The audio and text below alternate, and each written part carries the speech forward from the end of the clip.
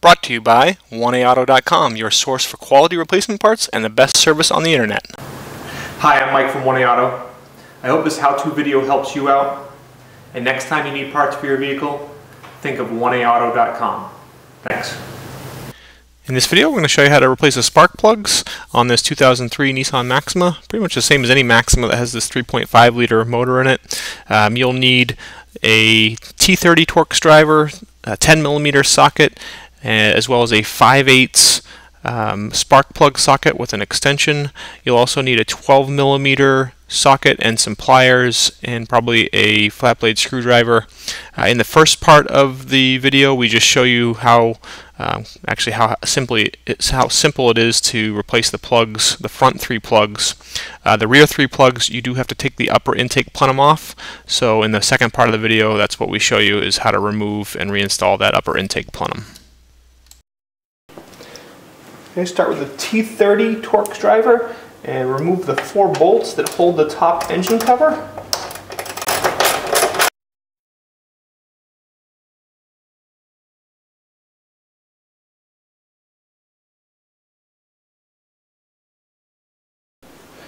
Okay, so the coil's on this side of the engine, really easy to see. 10mm socket, remove the bolt. Okay, and there's a connector here. They have just a tab on the top. Push the tab. I'm pushing the top tab with that finger. Disconnect. I'll finish taking this bolt out.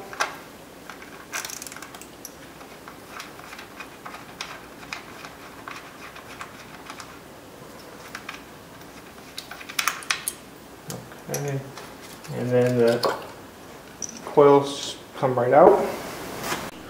To remove the plugs, you'll need a 5/8 spark plug socket with an extension. This socket is designed to kind of grab onto the plug, put it down in.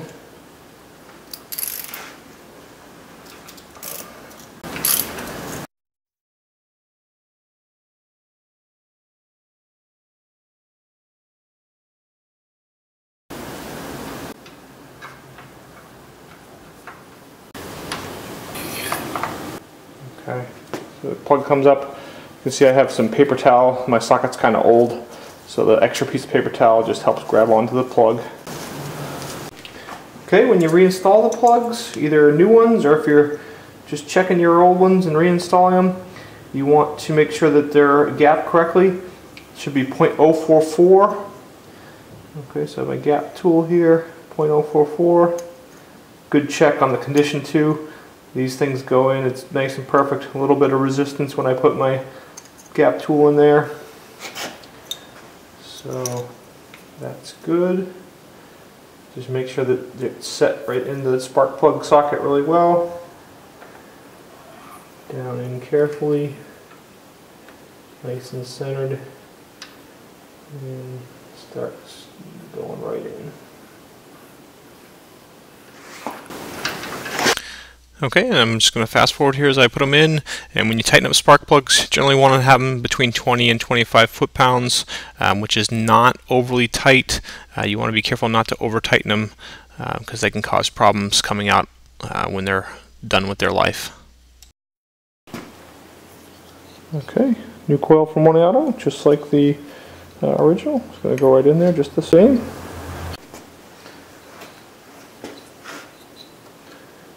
Down in.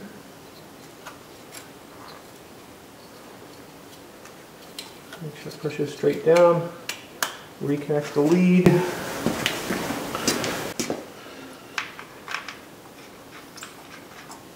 Bolt back in.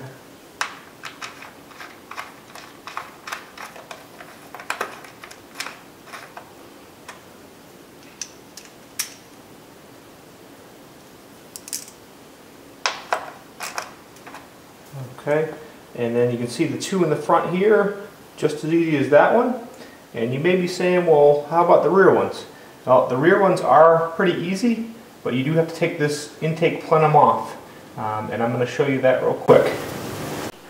Okay, we're going to start up top here. Flat blade screwdriver, loosen up the clamp that holds the intake hose on.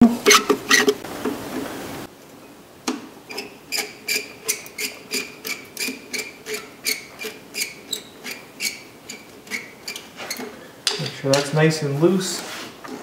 Okay. And then make sure you can pull this off the intake. And then we're going to disconnect this green connector here. Okay, just push on a little tab that's on the front here. Take that off. And then we're going to disconnect this middle line here. Okay, pull that clamp off and then use my pliers. Grab onto the hose, make sure the hose twists a little bit.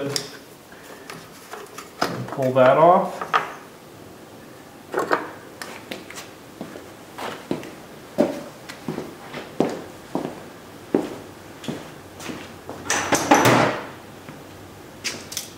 Okay, 10mm socket.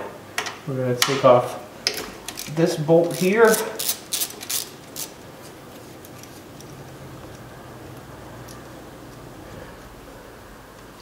And let that bracket go to the side. And we're going to take off this bolt here.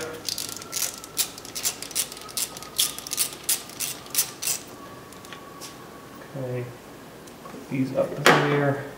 That allows that to come off.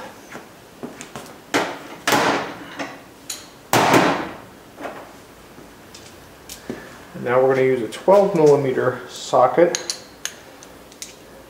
Okay, and I can't really show them to you because they're back in here, but if you just take your hand and reach back in here, you'll feel two bolts. Okay, they're going in this way. Okay, you need to remove those two bolts. That's a bracket holding up the back of the plenum.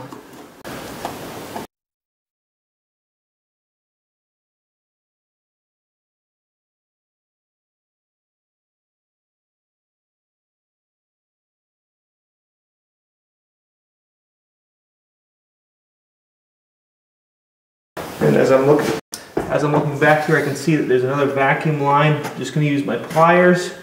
There's a clamp. Squeeze the clamp.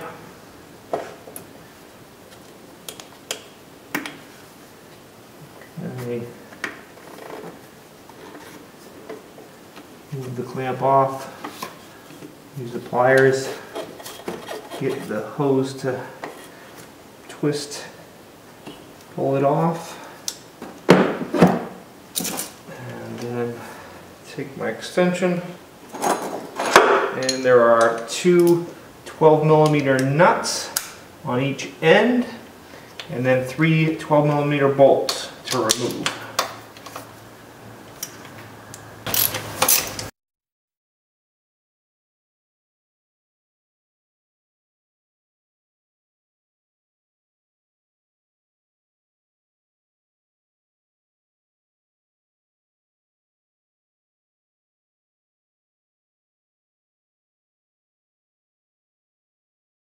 And disconnect this lead. Take my screwdriver and pry out the clip that holds the harness.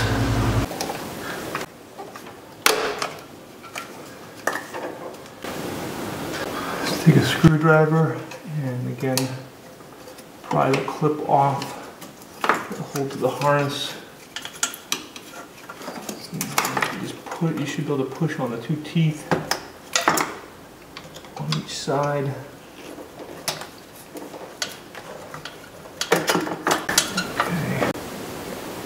Okay, so around here on the back side, you can see I disconnected this here. There's also two connectors, little tabs. Disconnect them, then squeeze this clip as well and disconnect this line.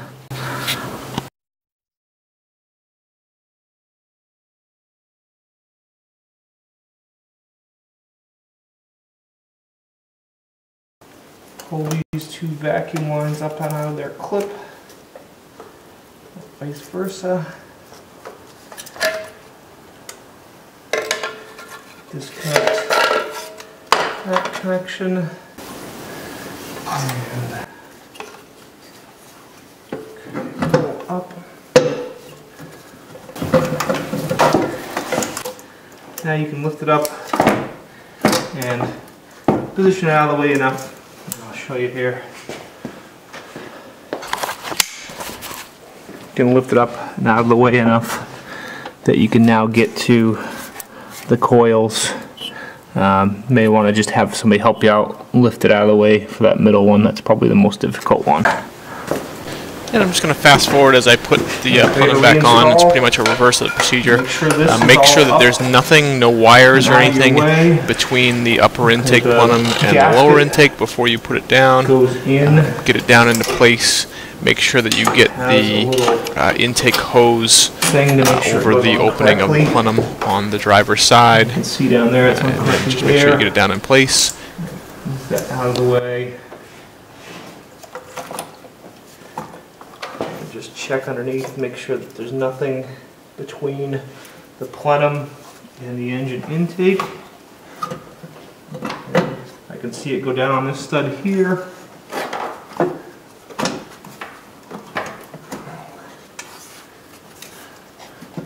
Move that, and it goes down. Let's lift it up on the back side here a little bit.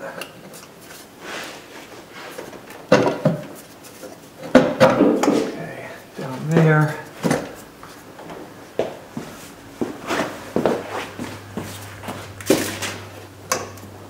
Hold the intake tube up.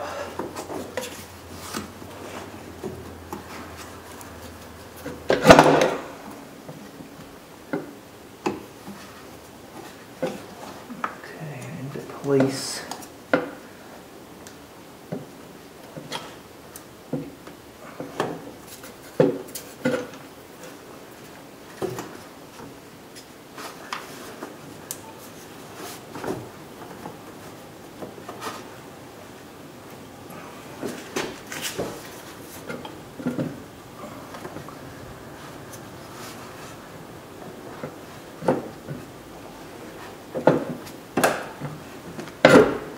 That intake tube on, it goes down nice and easy.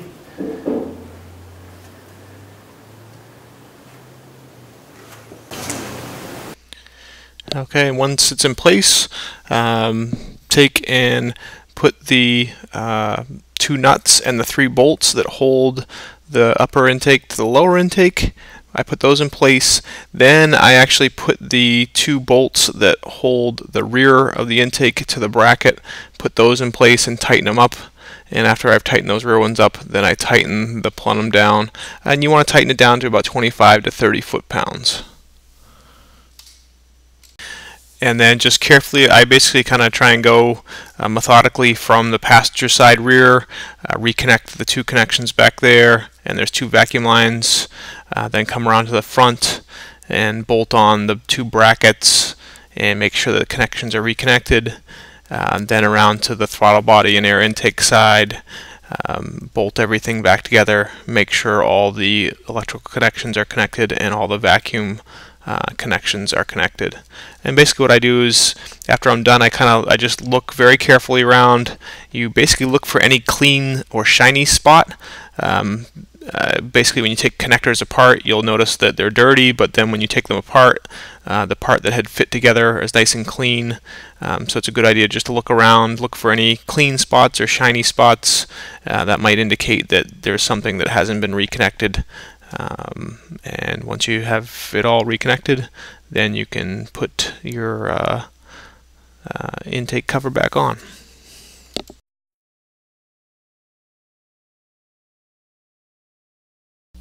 We hope this helps you out. Brought to you by www.1aauto.com, your source for quality replacement parts and the best service on the internet. Please feel free to call us toll-free 888-844-3393. We're the company that's here for you on the internet and in person.